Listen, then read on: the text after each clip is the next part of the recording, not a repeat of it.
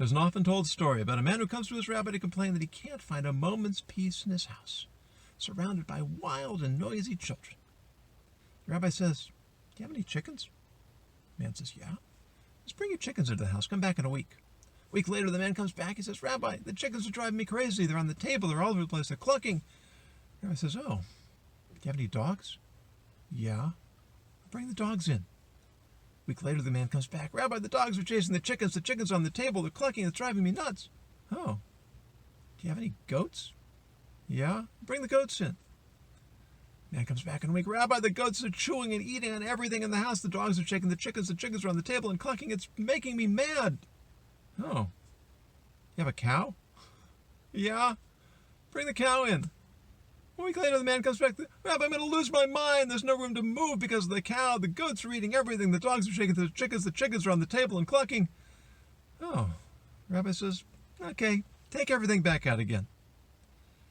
And never again does the rabbi hear from the man who has found peace and tranquility, surrounded by nothing in his home but the sounds of his family. There are no highs without lows, no joy without pain. The culture we live in has misled us into believing that somewhere out there is a place of perfect happiness, where we can exist in a state of perpetual bliss forever. But even the highest plateau quickly acquires the tedium of sameness. That's the challenge we face now, confined to our homes with no end in sight. Some of us are all alone, and others of us are too close for comfort. But it could be a lot worse, and for many, many people, it is. The real problem is that we don't feel that we're making progress. If we don't feel we're getting anywhere, then we don't feel that our lives have meaning. That's why there are so many profoundly unhappy people who seem to have it all. It's a problem that we faced before COVID, and it's a problem we'll face even after COVID is long gone. But confinement provides so many opportunities. You can reach out to friends that for too long you've taken for granted. You can start reading some of the books that have languished on your reading list. You can start keeping that gratitude journal you've meant to get to. Start an online Pilates course.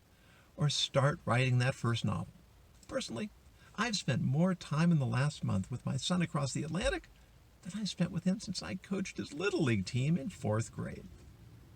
Happiness comes from a mindset of believing that we are living lives of purpose. With that outlook, the moments of joy sustain us through the periods of pain, and the contrast between the extremes keeps us feeling vibrantly alive. We complain less, appreciate more, and remain constantly aware of how much we need others and how much they need us. I'm Yonason Goldson. Stay well, stay purposeful, and stay happy.